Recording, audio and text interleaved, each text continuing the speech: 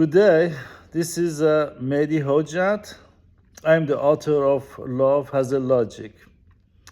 I'm going to first give you a review of the novel and then give you a synopsis later. Love doesn't always make sense in the moment. It can feel impulsive, chaotic, and even reckless at times.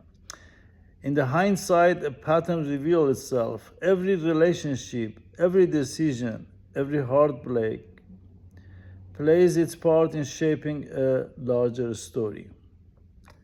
That is the essence of Love Has a Logic, a novel that traces the winding path of love through the life of its narrator, Sai. Often the most defining moments aren't loud or dramatic. They live in a quiet in-betweens, like a lingering glance, a hug held just a second too long, or a bit too tight, or a silence instead of a confession, or a goodbye that felt inevitable long before it was spoken. Love Has a Logic isn't just a love story.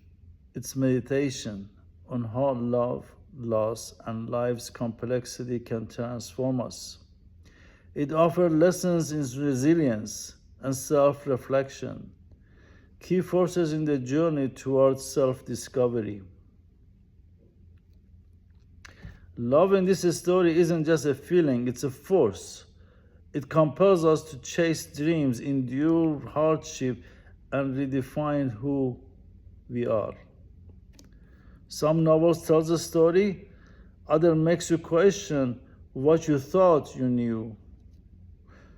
Love Has a Logic does both. Through Sai's reflections and conversation, the book gently weaves profound philosophical idea into fabric of ordinary life.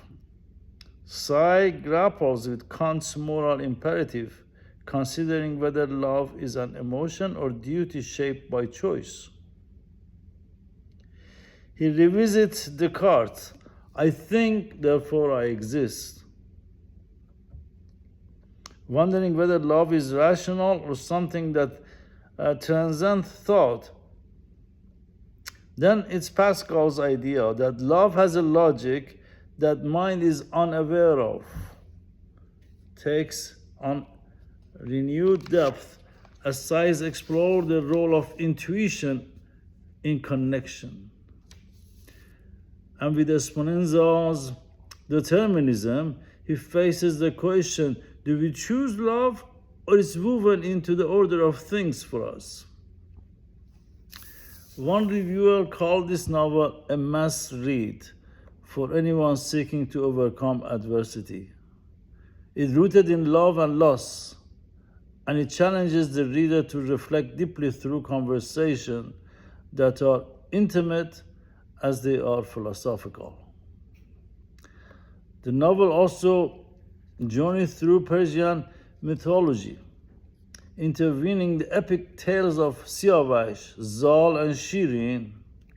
These stories within stories act like side roads in a long voyage, drawing readers deeper into the inner train of the story. Classical Persian poets Saadi, Hafez, and Rumi add their voices to the conversation, echoing the timeless lesson history offers to the reader. Now the synopsis of the story. As with many real lives, Sai's relationship with love begins quietly, shaped by the structure and expectation of a middle-class Iranian upbringing in the sacred city of Mashhad. A shy, studious teen with a passion for basketball, he was on the path paved with duty and ambition. His childhood bond with Sherry was innocent, yet formative. As neighbors, their lives intervene from a young age. But while her love for Sai was sincere, her aspiration for a more luxurious life created a tension that even affection could not dissolve. Love can bring us close, but not always keep us together. Still, Sherry held a corner of her heart and a secret for Sai. At university, Sai fell into a different kind of love, fierce and full of fire. Against the backdrop of political unrest and personal awakening, this chapter of his life reveals how love often arrives at turning point, demanding that we risk our hearts in order to find our path to the truth. Later, his journey led him into business, travel, and eventually stability. He finds a steadier love, one rooted in trust and quiet relationship during 2 decades of life in the Netherlands. It was a kind of love blooms slowly, like a garden, tenders over years. Then comes retirement, a chance to start again. Sai traded classroom for open field on a farm in Pennsylvania, immersing himself in a simple pleasure of philosophy, poetry, and soul. And just when it seemed his heart had settled, love returned in a surprising new form. Layla, a woman from Samarkand, appeared through a digital window. Living under the shadow of an abusive marriage, she saw in Sai not just a mentor, but a beacon. Their connection blossoms across continents, proving that love is not bound by geography, age, or tradition. It can find us again, softly, powerfully, and when we least expect it. Their bond was complex and courageous. It demanded vulnerability without physical closeness, trust without certainty. For Sai, it meant becoming a lover without a touch, a guide without control. And yet, it was no less real.